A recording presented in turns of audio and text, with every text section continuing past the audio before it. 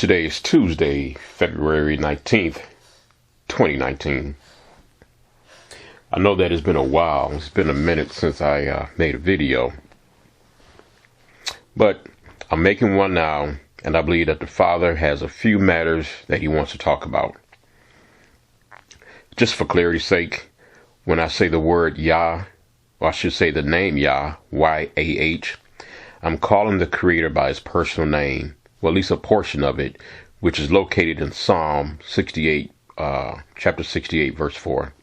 When you see the word Jah, J-A-H, that's what it says in the Bible. There are no ancient languages where the letter J exists. The letter J is a westernized word. It's the last letter added to the English alphabet. So when you see the letter J in scriptures, you can insert Y there. That's just the Hebraic that's the Hebraic lettering system. That's the way it is. There's no J. So when you see J, it's Y. So that's where we get Yah from. I want to talk briefly upon some of the words which Yah the Almighty has given me concerning the upcoming days. The Father said that March of 2019, which is next month, better yet, a few weeks away, is the time frame of the finality of many, many things. This is the time frame, the season in which the door shuts, and people will be who they are. For Yah has said he has made his decree. The earth itself will undergo a change, and the people of the Most High needs to be ready. Next month is the month. For those whom he has been pruning will begin to bud. And they will be the first, but not the only, to blossom. The Father has been dealing with all of us for years, those who are listening, about the sin, the wickedness, iniquity, and all the ugly stuff within us. But March starts the cutoff points. And he will begin to judge us from that vantage point. See, after March, this is who you would be. See, when people sow seeds into their lives, invest into themselves, you have to reap it. And now you're going to reap what you have sown, and this will become the new you.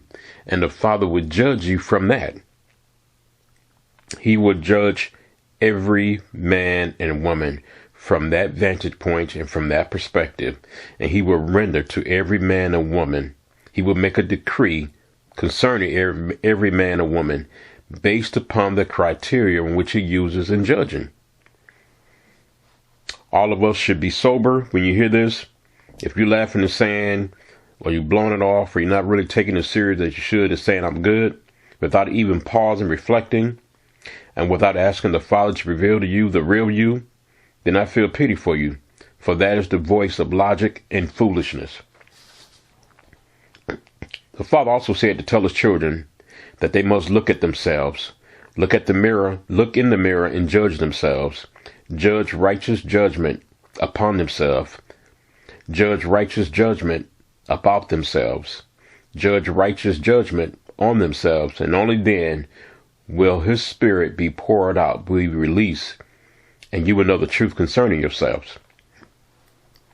A few years ago, as I was waking up out of my sleep, I heard the words, "The Benai Elohim are returning." And last year, the Father said the same thing, but he worded it different, meant the same thing.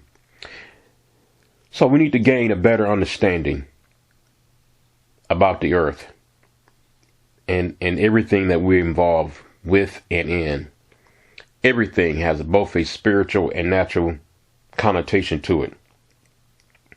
And this applies, of course, to people as well. See, we have entered into the time frame in which the supernatural element has returned back to the earth. The supernatural element is when supernatural events and happenings and or occurrences that are both good and evil will manifest on a normal basis. See, these types of manifestations were in the earth already, and they are coming back. Let me put a biblical example to it. An angel will come yearly to trouble the waters during biblical times, right? And whoever got into the water was healed. Whoever took advantage of this troubling of the waters was healed. So when was the last time that an angel came from heaven that would come and trouble the waters that was seen of men? See, that's a supernatural element upon the earth that was just the way it was. But that was done away with. But those kind of manifestations, both good and evil, are returning. See, every culture has left behind a written language or communication systems. Always had an account of ancient gods or entities that would manifest themselves that were not human. See, the Bible speaks plainly of such things. Let's turn to Revelation chapter 9, verses 1 through 3. And the fifth angel sounded, and I saw a star fall from heaven unto the earth, and to him was given the key of the bottomless pit. And he opened the bottomless pit, and there rose a smoke out of the pit, as the smoke of a great furnace. And the sun and the air were darkened by reason of the smoke of the pit. And they came out of the smoke locusts upon the earth. And unto them was given power, as the scorpions of the earth have power. We know that these locusts are not insects. How do we know this? Because Proverbs chapter 30, verse 27 says that the locusts have no king. But in Revelation chapter 9, verse 11, it plainly states that these locusts, horsemen, have a king over them. Let's continue in chapter 9 in the book of Revelation. Let's go to verse 14. Saying to the sixth angel which had the trumpet, loose the four angels which are bound in the great river Euphrates. And the four angels were loose, which were prepared for an hour and a day and a month and a year for to slay the third part of men. Now, before these events can happen, there must be a precursor leading up to it. And see, we are past the precursor stage now, at the beginning of the stage. Let me give you an example of some of the precursors that's going to allow the supernatural element to return. And on this side, I'm talking about evil. That would be the CERN, the D-Wave, artificial intelligence, the 5G network, cell phone towers, cell phones, HARP, New Age, yoga, spiritual technology, ancient ritual sex perversion that's legalized in this country and almost throughout the world. And it's more than that. I'm just giving you a few elements. And something else you should consider, that high places have been established in the earth. High places has been established in this country. High places has been established in this nation and in cities. In the Bible, the prophets, the leaders, the kings were always told to tear down the high places. And that has not changed. High places are erected to begin to exhort, begin to influence evil throughout the land. These high places are centers of ungodliness that draw evil towards them, that allow evil to manifest in that land, in that region. It's always spiritual, always. See, most of us can sense and feel and see the increased evil in the air, in the atmosphere, and in our society. Just as praise and worship to Yah and living righteously before Him properly can prepare an atmosphere for our Heavenly Father to manifest Himself and His benefits in our lives, the same thing goes on the other end of the spectrum. All the evil we are seeing, feeling, sensing, right? It's preparing the atmosphere for supernatural manifestation of the ungodly. Last year in 2018, the Father stirred my heart, as He always does, to seek Him concerning the upcoming year, which would be 2019, right? However, last year, the Father began talking to me about the year 2020. So I'm going to talk a little bit about the year 2020. The year 2020 will bring about a shift in living. The introduction of an alternative lifestyle. In other words, 2020 will bring about the redefining of life, how to live, what life is and what it means. The Father wanted me to tell everyone and to warn them that everything will be affected by this. Everything. When we hear the words like this, you should ponder them and discuss them so you can have a greater understanding of what is to come. This is not glorifying evil. It is giving you an opportunity to hear from the Most High in order for him to prepare you. If you say, I'm not living in fear, or we're already ready and protected because I'm a Christian, that is one of the most foolish things you can say and believe.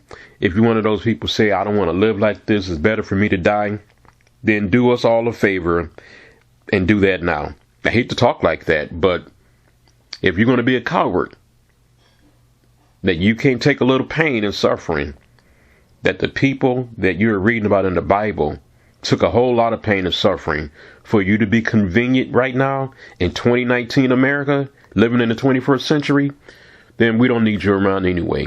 We need people who's going to fight to the very last breath. Deal with the pain. Quit being a coward.